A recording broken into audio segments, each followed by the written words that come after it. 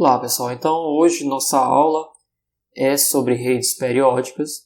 Nós vamos fazer aqui uma introdução ao teorema de Bloch, um teorema extremamente importante para o estudo de sistemas eletrônicos em redes periódicas.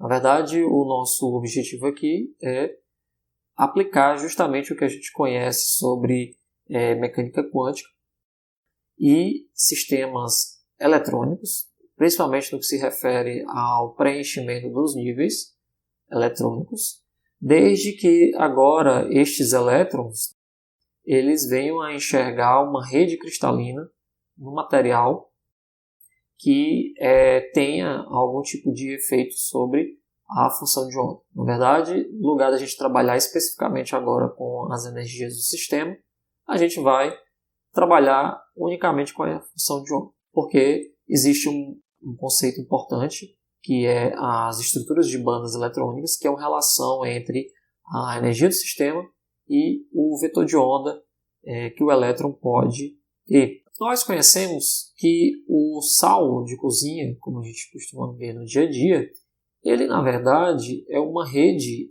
periódica cúbica cristalina, onde os átomos de sódio e de cloro eles ocupam os vértices e as arestas de um cubo simples. Na verdade, a distância entre dois átomos de sódio e dois átomos de cloro ela é idêntica e forma uma rede chamada rede cúbica simples. Esse sistema é um sistema periódico, ou seja, os elétrons eles enxergam uma rede cristalina periódica que tem simetria de certa forma infinita. Como o nosso sistema cristalino ele é muito grande, os elétrons do material eles enxergam uma rede infinita.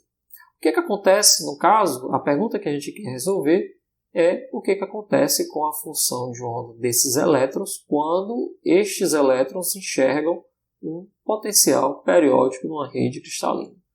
Um outro exemplo que a gente conhece também no nosso dia a dia é o diamante. Esse material, o diamante, ele é um material feito unicamente de carbono e a sua estrutura cristalina é uma rede cúbica de face centrada, onde os átomos ocupam sítios na face central dos cubos. Logicamente que esta rede ainda tem a presença de uma base que futuramente discutiremos isso no curso de estado sólido. Para descrever então o potencial periódico ao longo de uma rede cristalina, como que o elétron enxerga a posição dos íons em uma rede periódica, a gente pode considerar um modelo bem simples, onde o elétron enxerga vários potenciais do tipo coulombiano, onde no centro desse potencial, no centro desse poço, você tem um íon iônico de carga Z+, e a separação entre os íons seria dada pelo valor de A. Esse A a gente chama de constante de rede ou constante de periodicidade. O elétron enxergaria os núcleos atômicos como uma organização periódica, onde o potencial de confinamento seria dado pelo período, que é justamente a separação entre os íons. O que acontece então com a função de onda nesse sistema? Um outro modelo bem simples de entender, se você acha esse sistema coulombiano bem mais complicado, é o modelo de Cronen-Penning. Esse modelo nada mais é do que um modelo onde os potenciais são agora substituídos, o potencial atrativo coulombiano, ele é substituído por vários poços infinitos. Na verdade, se usa, no final das contas, um poço finito, de profundidade V0 e separação A, onde esse poço finito agora é dado por um parâmetro B, que é justamente a posição do núcleo atômico. Esse modelo é chamado de modelo de Cronen-Penning e tem solução analítica interessante para as energias na qual o elétron pode pertencer. Então você encontra energias permitidas e energias proibidas. Esses sistemas aí é um dos modelos interessantes para discutir redes cristalinas. Um outro modelo bem mais simples e bem mais trivial é quando você considera agora uma distribuição de deltas de Dirac.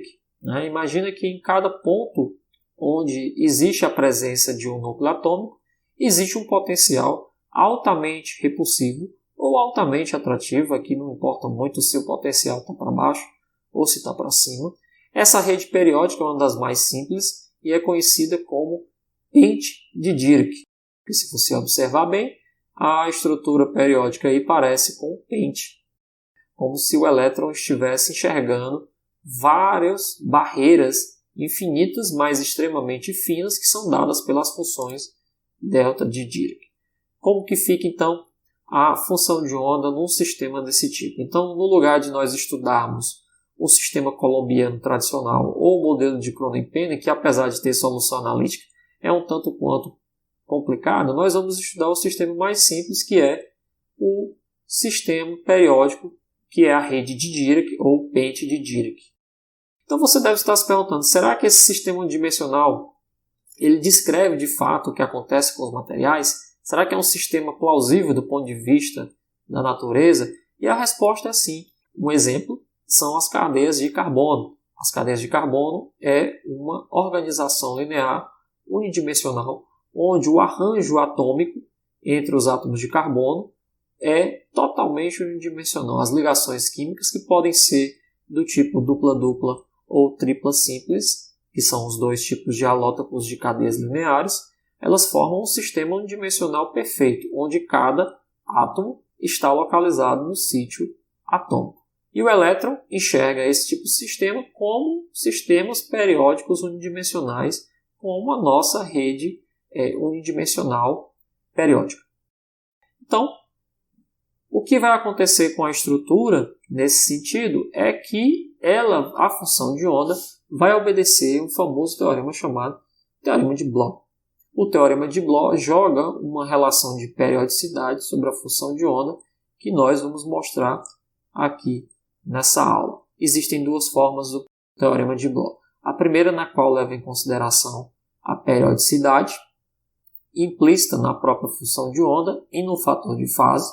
A segunda forma, que envolve um produto de uma onda plana vezes uma função periódica, U de P. Essas duas formas são chamadas de teoremas de Bloch. Pode-se utilizar tanto a primeira como a segunda para descrever a função de onda de um sistema periódico. Como que é a teoria? Então vamos lá. Imagine que você tem um potencial que é do tipo periódico, desses que nós acabamos de discutir, e o potencial obedece ao fato de que V de x é igual a V de x mais A. Ou seja, ele é periódico. Então, o Hamiltoniano dessa partícula submetida a esse potencial vai ser basicamente a energia cinética desse elétron ou dessa partícula mais esse tipo de potencial. Ora, o que a gente vai tentar entender aqui é como que essa periodicidade aqui afeta a solução da equação de Schrödinger, independente do tempo. Para a gente entender isso daqui, vamos definir um operador chamado de operador translação.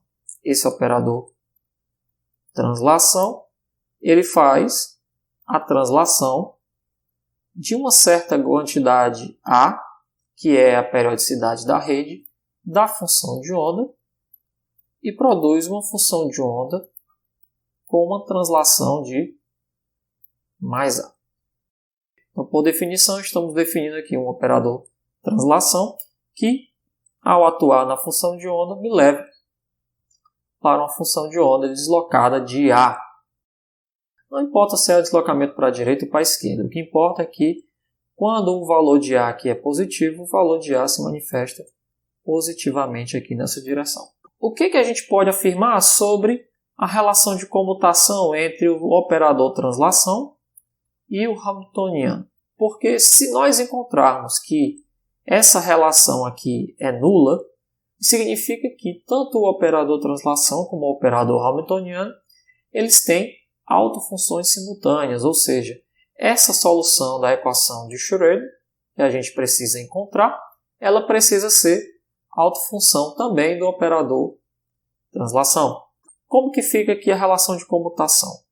Quando a gente calcula o comutador da energia cinética sobre 2m, mais o potencial, que no nosso caso aqui é periódico, com o operador translação, sobre a função de onda. O que vai acontecer aqui?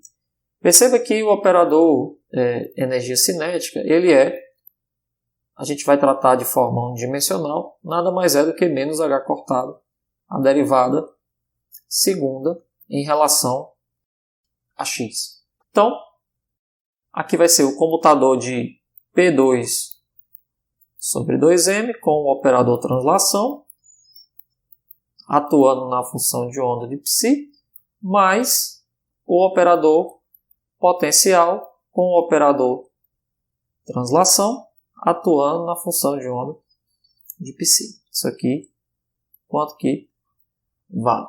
Primeiro caso, vamos calcular esse rapaz aqui. Então, no final das contas, o que a gente quer calcular é menos h cortado ao quadrado sobre 2m, a relação de comutação do operador derivada, vou usar aqui derivada parcial, com o operador translação atuando numa função de onda, mais o nosso operador v de x, que é uma função que depende de x, com translação, operador translação sobre a função de onda. Primeiro, comutador da derivada segunda em relação a x, com o operador translação atuando na função de onda. Isso aqui vai ficar a derivada segunda em relação a x da atuação do operador translação sobre o psi. Depois a gente tira a derivada segunda. Menos o operador translação atuando no resultado da derivada segunda sobre a nossa função psi. Quanto que fica esse resultado aqui? Primeiramente, o operador translação atuando no psi vai ser o nosso psi de x mais a. Então, aqui a nossa função é psi de x mais a. E do outro lado, a gente tem a translação da derivada segunda do psi. Então, eu vou considerar que a derivada segunda do nosso psi, a função é uma função do tipo g de x, que é a derivada segunda dessa função, e isso aqui vai ser uma translação sobre o g de x. Isso aqui será que é zero? Essa é a pergunta. Esse cálculo aqui vai ser o seguinte: se nós fizermos então uma transformação de variável, chamar x mais a de um certo u, eu vou ter que o nosso d dx é igual a du dx du. Portanto, du dx sendo uma relação direta de uma variável, isso aqui é o próprio ddu. Então, no final das contas, d quadrado dx quadrado é o próprio d quadrado du quadrado. Então, a nossa função, a derivada segunda em relação a u de psi de u, nada mais é do que g de u. Portanto, a derivada segunda de psi de x mais a é simplesmente... Então, aqui a gente tem o nosso comutador de P2 sobre 2m, o operador translação, atuando no psi, vai ser originalmente a derivada segunda em relação a u, que nada mais é do que o nosso g de u, mas como é x mais a, isso aqui é g de x e psi de x mais a.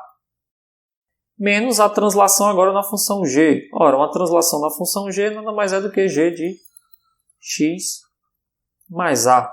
Será que isso aqui é igual a zero? Como u é simplesmente x mais a, a gente tem g de x mais a menos o g de x mais a, que é igual a zero. Portanto, o operador translação comuta com a energia cinética. E o operador energia potencial, com o operador translação, atuando na função de onda, vai ficar potencial atuando T no psi, menos o T com o potencial V de x vezes o psi de x. Esse termo aqui vai ficar V de x.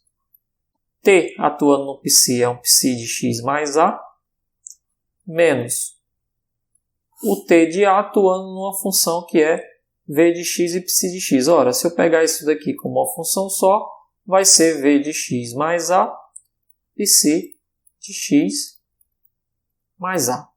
Que a gente está querendo saber se é zero. Isso aqui vai ser v de x menos v de x mais A, psi de x mais A. Ora, esse termo aqui ele é igual a zero porque o potencial é periódico. Portanto, o nosso comutador é, de fato, zero. Então, o nosso hamiltoniano, escrito usando um potencial periódico, comuta, no final das contas, com o operador translação. Portanto, H atuando num psi de x é igual a E psi, mas também T de A atuando num psi é igual a lambda de A psi. Ou seja, a nossa função de onda diagonaliza simultaneamente o operador hamiltoniano e esse operador translação, desde que o hamiltoniano tenha um potencial periódico. Se, então, T de A atuando no psi é igual a psi de x mais A, e ao mesmo tempo T de A atuando no nosso psi de x é igual a um certo alto valor lambda de A psi de x, que depende agora da própria energia do sistema, o que a gente vai ter? Se eu considerar agora uma translação de A e outra translação de A', a soma das duas, que é A mais A', também é uma outra translação do nosso sistema periódico, desde que A e A' sejam dois vetores distintos de comprimento da rede. Por exemplo, A pode ser simplesmente 1 vezes A e o A' pode ser 4 vezes A, ou seja, uma translação de 4 espaçamentos, 4 vetores de rede. Tá certo? Então eu posso dizer aqui que T, A atuando no psi de x é igual a lambda vezes A' psi de x. Da mesma forma, T, A duas linhas, psi de x é igual a lambda A duas linhas, psi de x. Mas, ao mesmo tempo, se eu juntar duas translações no mesmo sistema, sobre a mesma função de onda, eu devo ter, primeiramente, T de A', que multiplica uma translação que é lambda A duas linhas, psi de x, e, novamente, eu deveria ter A duas linhas vezes 1A', psi de x. Ou seja, uma translação sucessiva de A e outra de A duas linhas sobre uma função de onda deveria me proporcionar o produto dos dois autovalores A', psi de x. Mas, ao mesmo tempo, perceba que duas translações sucessivas é equivalente a uma translação de uma única translação A' mais A duas linhas sobre o mesmo psi de x. E isso deveria me dar um alto valor que é A' mais A duas linhas. Ou seja, o meu alto valor do operador translação ele deve obedecer uma relação de que o produto de dois deles é igual à soma dos índices A mais A'. O meu alto valor deve obedecer esse tipo de relação. Um termo que obedece isso daqui é quando o nosso lambda de A é elevado a um delta vezes A. Esse delta ainda é um parâmetro arbitrário. Perceba que é elevado a duas linhas vezes é elevado a A'. Isso aqui é igual a é elevado a delta de A' mais A duas linhas. Então, quando o meu alto valor é escrito dessa forma, eu tenho satisfeito a relação de alto valor e alto vetor. Mas, ao mesmo tempo, perceba que esse alto valor me gera a seguinte consequência. Eu sei agora que T atuando num A', num psi de x, vai ser igual a E elevado a delta A vezes o psi de x. Mas, ao mesmo tempo, isso daqui é psi de x. X mais a'. E aí a gente tem, basicamente, delta de a' vezes o psi. Mas, se eu pegar o complexo conjugado, psi estrela, x mais a', isso aqui tem que ser igual a delta estrela, a', psi estrela. Para que a densidade de probabilidade seja conservada, a gente tem o seguinte, ó, psi estrela, x mais a', psi de x mais a', isso aqui vai ser igual a delta estrela mais delta, vezes o psi estrela, vezes o psi. Então, de um lado a gente tem a densidade de probabilidade do psi de x mais a ao quadrado, a gente tem elevado a delta estrela mais delta. E do outro a gente tem psi de estrela ao quadrado. Para que a densidade de probabilidade seja conservada mediante translação, esse termo aqui do meio tem que ser igual a 1. Para que esse cara seja igual a 1, delta estrela mais delta tem que ser igual a 0. Ou seja, delta tem que ser imaginário puro. Portanto, nós vamos substituir o delta por i vezes o k, para deixar na nomenclatura tradicional, e a atuação, portanto, do operador translação sobre a função de onda vai ser tal que é elevado a i k vezes a psi de x. E aí o nosso alto valor do operador translação é elevado a i k.